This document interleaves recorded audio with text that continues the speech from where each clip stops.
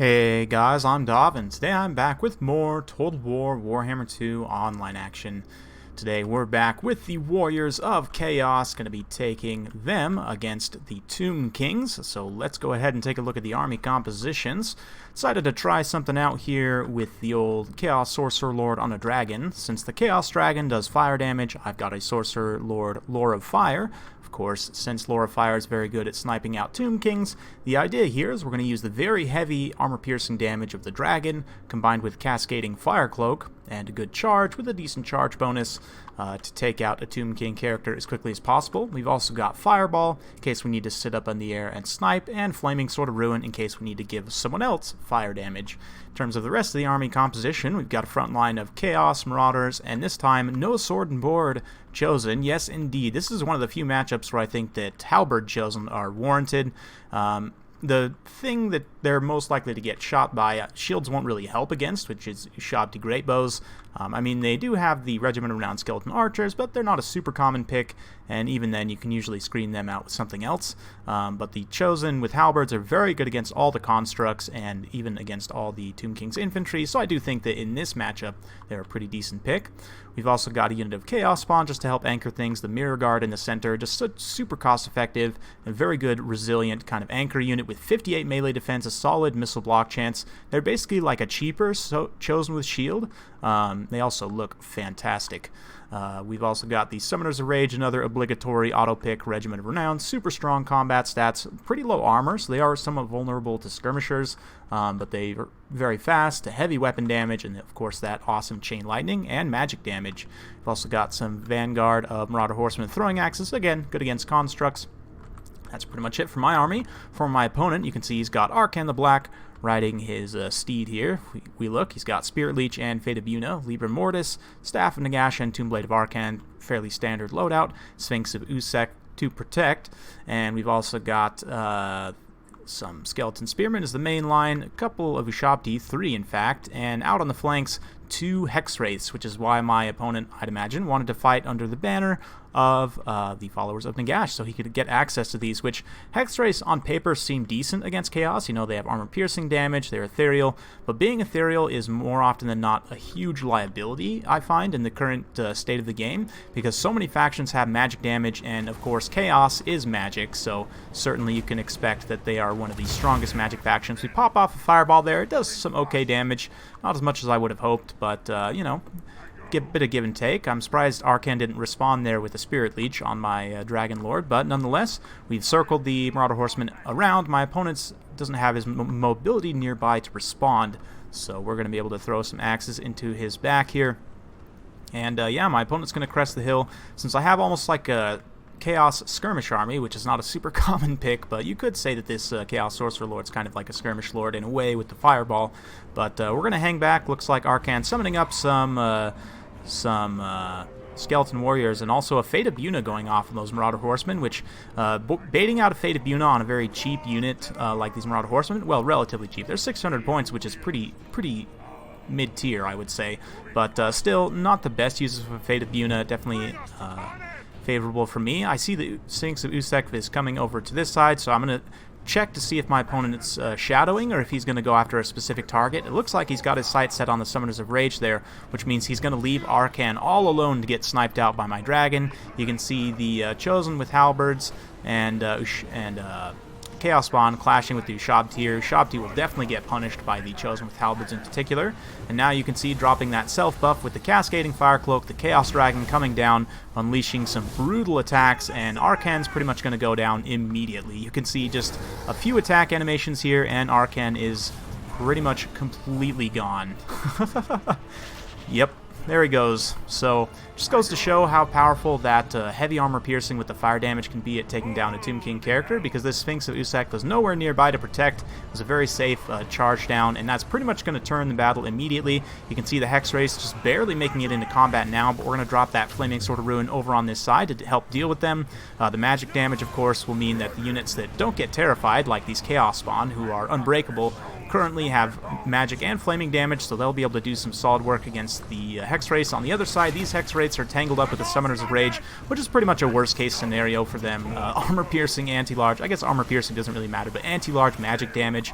Sphinx of Usek is also not super comfortable here as well. There's Chosen with Halberds and the Summoners of Rage here, just wailing on it, so it's having a pretty rough time.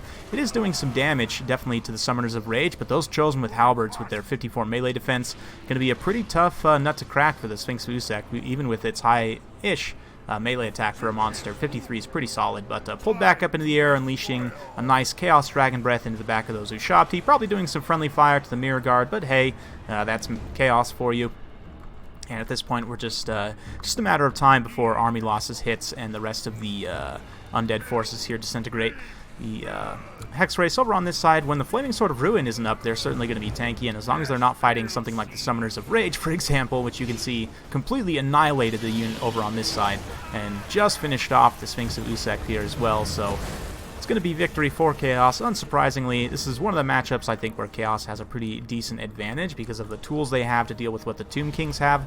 The Tomb Kings, of course, I nicknamed the Tilt Kings in my tier list because they have by far and away the most matchups that are either very favorable or very unfavorable, so I've decided to nickname them the Tilt Kings, but yeah, definitely lost out in this aspect, and beyond the fact that my opponent's Lord got gooned super hard, bringing Hex Wraiths against Chaos is super risky, and I would definitely recommend against it. The rest of his army composition was relatively safe. Spears, not a bad choice. Ushabti, you would expect to do well, but the issue you're going to face is dealing with Chosen with Halberds. So, obviously, if Arkan had been able to stay alive, he could have dropped maybe a Fate of Buna or two and taken out those Chosen with Halberds, but it is what it is. Chaos Spawn definitely performed well in kind of holding the line there. When some other units got terrified by the Hex Wraiths, they were able to hold, and the Summoners of Rage, of course, absolute MVPs in this matchup. Chosen with Halberds both pretty much didn't get touched. In terms of units that can deal with them, again, magic is going to be your best friend, or ranged attacks, of course. Tomb Kings do have a pretty strong ranged component, so that can be one way to deal with Chosen with Halberds. In terms of infantry, you really don't have much to contest that can contest. And obviously, you can bring constructs, you just don't want them sitting on top of Chosen with Halberds. So if you see Chosen with Halberds, they are relatively slow, and most of your constructs are fast enough to run the other direction, and maybe take an engagement in a different part of the battlefield. So something to be aware of. Let's go ahead and jump into one more replay. Indeed, we're doing a double cast just for you guys.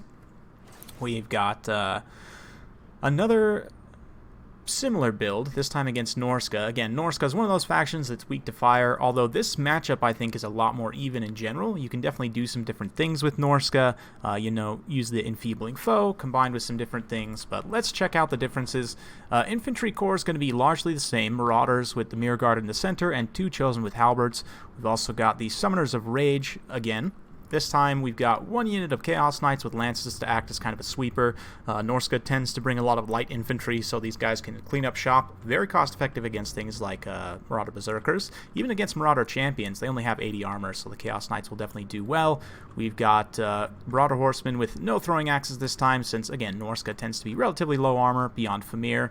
We've got plenty of tools to deal with said Famir, Chosen with Halberds and the Summoners of Rage, and the Sorcerer, Lord on the Dragon, rocking exactly the same spell loadout.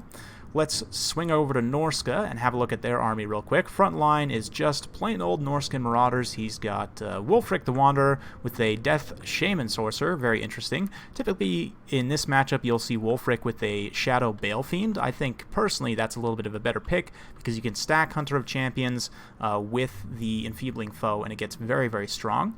But Death, is a pretty reliable lore in and of itself. He's got Spirit Leech, Soul Blight, and Fate of Buna. So that Soul Blight combined with the Famir, which he has brought a heavy contingent of Famir with great weapons with 4 of them, so that's a significant investment, but you'll get that 60 Sundered armor in total between the Sundered armor from the Famir and the Soul Blight, so definitely see some good synergy there, although he doesn't have any Berserkers to really capitalize on it. He's gone relatively cheap because he has so many Famir, and Fate of Buna, of course, the old reliable, if a little boring.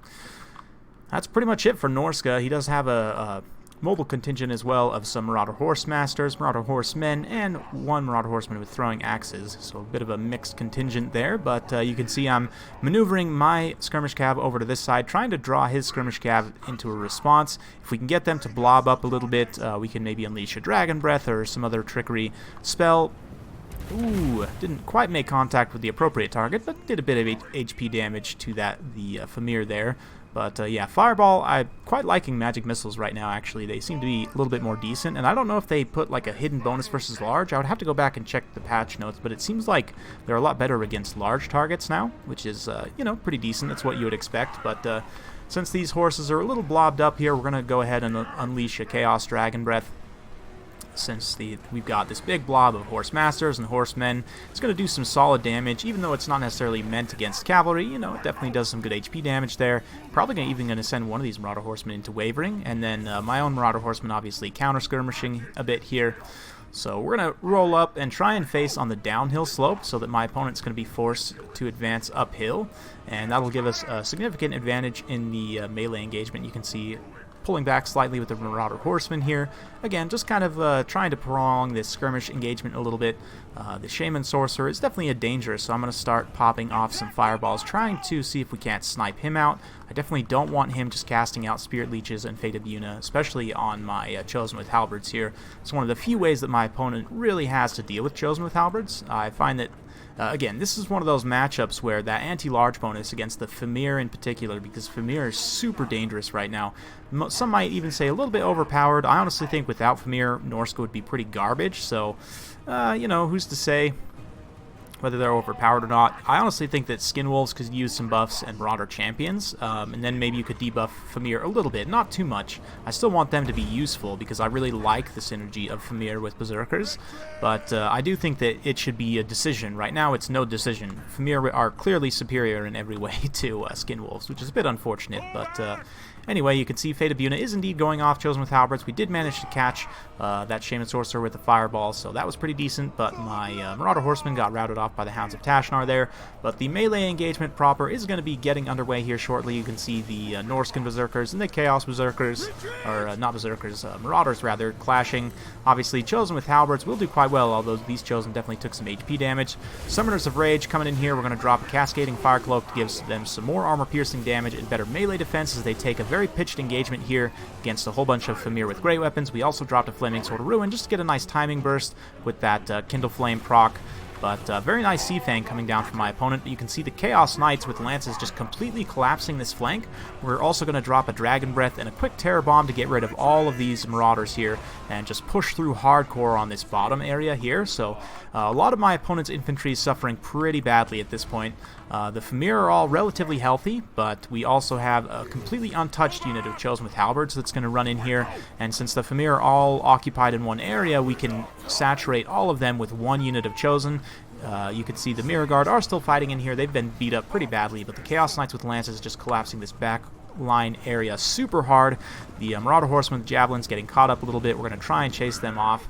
But yeah, at this point, these the Chosen, despite having taken that Fate of Yuna, you can see just really not going to get touched by those Marauders.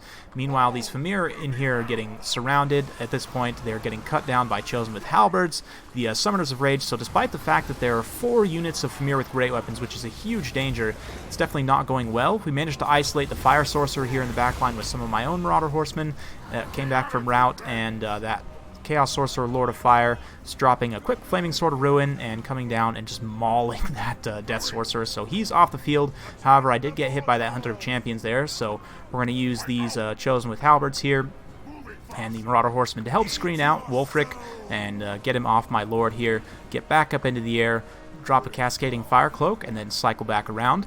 You can see the Chosen with Halberds here still almost untouched by the Famir, and that just goes to show how strong these guys are in this matchup. They are a hard counter to Famir, and it really makes this matchup, in my eyes, perhaps more favorable for Chaos. I don't know. I would need to see. There are ways you can deal with Chosen. Sea Fang is one of them. It doesn't do the most armor-piercing damage, but you know, Fate of Yuna, if my opponent had been able to get off maybe 1 or 2 more casts of it, it might have turned out differently. But with the Cascading Fire Cloak and, you know, no support, I'm going to come down here, or sorry, my opponent doesn't have any support. I had plenty, but diving down, doing enough damage that my opponent did admit defeat there. So very fun battle. Well played to my opponent. Hope you guys enjoyed watching that one. Pretty fun to take the old fire sorcerer on a dragon out for a spin. You definitely get some good synergy with that fire damage from the dragon. I mean, Archaon obviously is a similar deal, but he can't ride a dragon, and he doesn't have fire damage baseline. He does have magic damage baseline, and you would think he has fire damage baseline, but he doesn't. So, to get that really good synergy and to not have to constantly be casting Flaming Sword on yourself to really get the most out of it, Fire Dragon is definitely one way to go. I don't know if it's necessarily the most competitive pick, but in matchups where you're not too threatened in the air and you need some fire damage, so Norsca and Tomb Kings are the two that come to mind for me. You know, you can definitely take the Fire Dragon Sorcerer and have some fun. Those are also two matchups, coincidentally, where I think Chosen with Halberds definitely shine because they're not going to be too threatened by missiles and they are hard counters to some of your opponent's bread and butter tools. So I definitely think that Chosen with Halberds do have a place. Typically, I'd say Chosen with Shields in most matchups, but those are two matchups where I do think you want to take Halberds, and coincidentally, that Fire Dragon, pretty solid. So let me know your guys' thoughts in the comments down below. Hope you guys enjoyed this quick Chaos double cast. If you do like this sort of content, be sure to like, subscribe, hit that bell notification button, so every time I upload a new video, you'll be notified. Thanks again for watching, and we'll see you next time.